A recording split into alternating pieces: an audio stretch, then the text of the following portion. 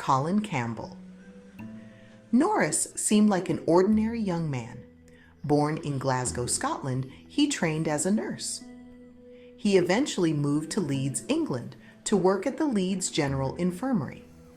On the surface, he appeared dedicated to his profession.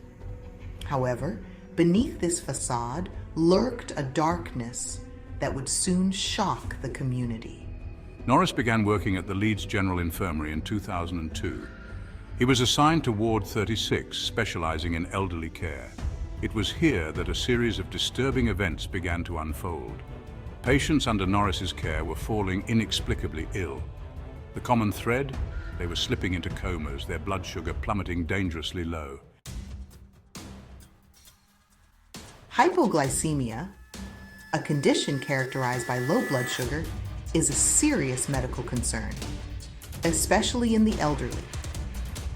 This condition can arise suddenly and without much warning, making it particularly dangerous for those who are already vulnerable due to age or other health issues. The elderly are at a higher risk because their bodies may not regulate blood sugar levels as efficiently as younger individuals. It can lead to confusion, seizures, and even death if left untreated. The symptoms can escalate quickly, turning a manageable situation into a life-threatening emergency. Medical teams must act swiftly to stabilize the patient, often requiring immediate administration of glucose or other interventions to raise blood sugar levels. In Ward 36, an alarming number of patients were experiencing sudden and unexplained hypoglycemic episodes. These incidents were not only frequent, but also severe, causing significant concern among the medical staff. The ward, usually a place of routine care, had turned into a hotspot for medical emergencies. What was even more concerning was that these episodes seemed to occur most frequently when Nurse Norris was on duty. This pattern did not go unnoticed, and it raised red flags among the staff. Nurse Norris, known for his meticulous nature, was now under an unspoken scrutiny. Whispers of suspicion began to circulate among the staff. Conversations in break rooms and corridors often centered around the mysterious timing of these hypoglycemic episodes. The staff was torn between their professional respect for Nurse Norris and the unsettling coincidences that pointed towards him. Some nurses noticed that Norris was often the only one present when patients fell ill. This observation added to the growing unease. The idea that a trusted colleague could be involved in such incidents was hard to accept, yet the evidence, albeit circumstantial, was mounting. Others observed that he seemed to have an unusual interest in the effects of insulin, a hormone that regulates blood sugar levels. Insulin, while life-saving for many, can be deadly if misused. Norris's frequent handling of insulin and his keen interest in its effects did not go unnoticed. However, concrete evidence was elusive, and the hospital administration was initially reluctant to believe that one of their own could be responsible. The administration faced a dilemma: how to address the suspicions without causing undue panic or falsely accusing a dedicated nurse. The situation called for a delicate balance of investigation and discretion, as the safety of the patients and the integrity of the staff were both at stake.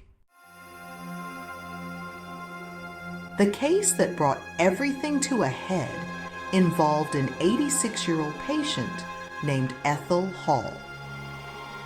Mrs. Hall was admitted to the hospital for a fractured hip. While not in perfect health, she was expected to make a full recovery.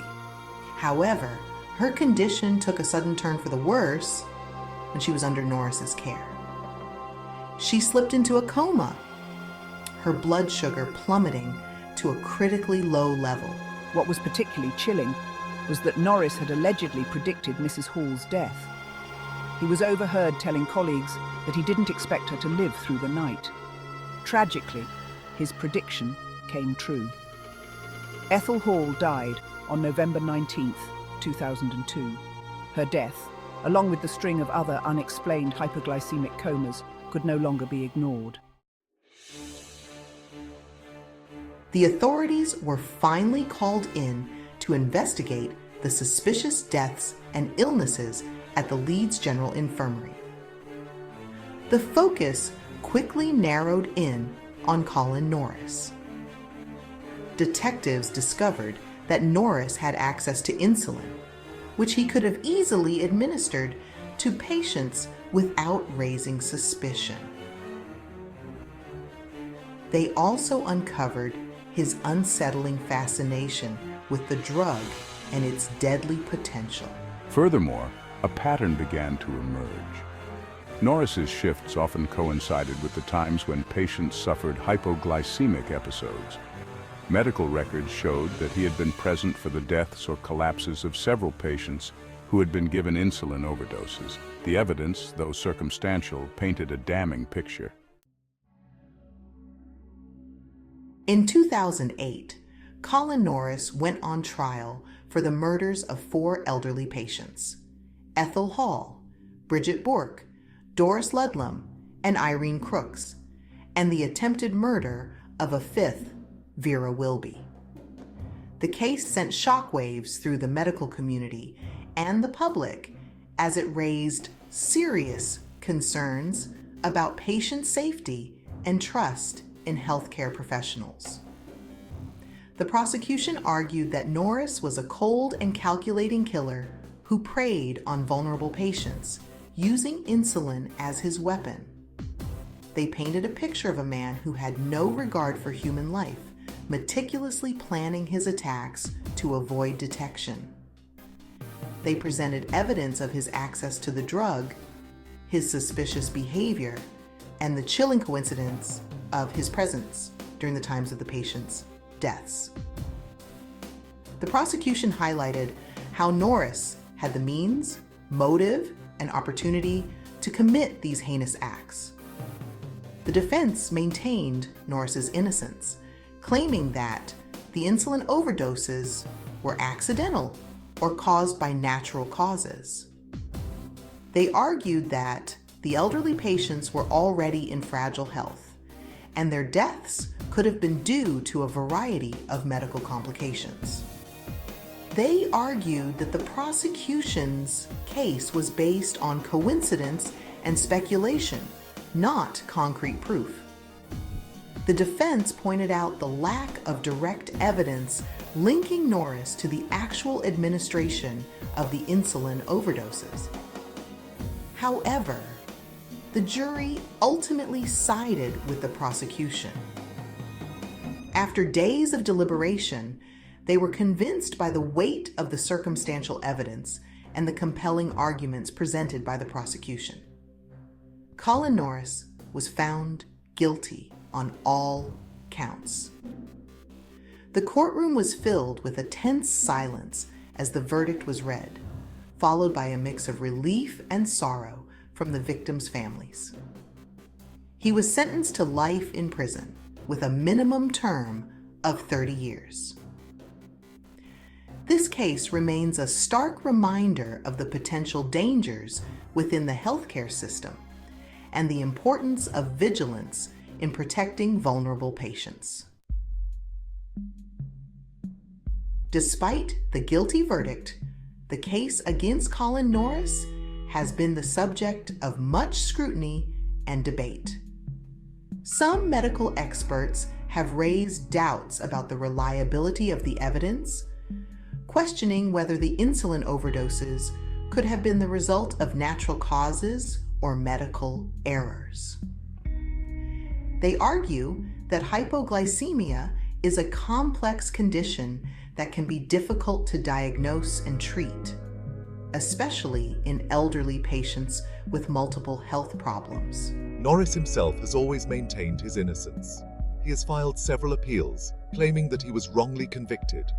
His lawyers have argued that new evidence has come to light that casts doubt on the original verdict. However, thus far, his appeals have been unsuccessful. The courts have upheld his conviction, stating that the evidence against him remains strong. Adding another layer of intrigue to the case is the chilling similarity it bears to the crimes of another Scottish nurse, Jessie McTavish. McTavish's story is one that has haunted the annals of criminal history in Scotland. Her name became synonymous with betrayal and horror in the medical community. In 1974, McTavish was convicted of murdering 3 elderly patients and attempting to murder a 4th at a hospital in Glasgow. The trial was a media sensation, capturing the public's imagination and fear. The courtroom was packed with journalists and curious onlookers, all eager to catch a glimpse of the woman who had turned from healer to killer. Like Norris, she was accused of using insulin as her weapon, targeting vulnerable patients under her care. Insulin, a life-saving drug for diabetics, became a tool of death in her hands. The method was both cunning and cruel, as it left little immediate evidence of foul play. The parallels between the two cases are striking, leading some to speculate whether Norris was inspired by McTavish's crimes. Both nurses operated in different decades, but shared a sinister modus operandi. The eerie similarities have led to numerous theories and speculations among criminologists and true crime enthusiasts alike. Both were Scottish nurses who moved to different parts of the UK, where they committed their crimes. McTavish's crimes took place in Glasgow, while Norris's were spread across various locations. This geographical spread has made it difficult for investigators to draw direct connections, but the patterns are hard to dismiss. Both targeted elderly patients, using insulin to induce fatal hypoglycemic episodes. The choice of victims was deliberate, as elderly patients are often more vulnerable and less likely to survive such attacks. This calculated cruelty added to the horror of their actions. While there is no evidence to suggest a direct link between the two cases, the similarities are too uncanny to ignore. The shadow of Jessie McTavish looms large over the case of Colin Norris, serving as a grim reminder of the dark potential that can lurk within the medical profession. The investigations continue as authorities seek to uncover any hidden connections and bring justice to the victims. The case of Colin Norris had a profound impact on the nursing profession and the public's trust in the medical system. It served as a stark reminder that even in places meant for healing, darkness can lurk. The idea that a nurse, someone entrusted with the care of the vulnerable, could betray that trust in such a horrific way sent shockwaves through society. In the wake of the Norris case, hospitals across the UK implemented stricter protocols for handling and administering medication. Security measures were enhanced, and greater emphasis was placed on staff awareness and reporting suspicious behavior. The case served as a wake-up call, highlighting the need for vigilance and accountability within the healthcare system.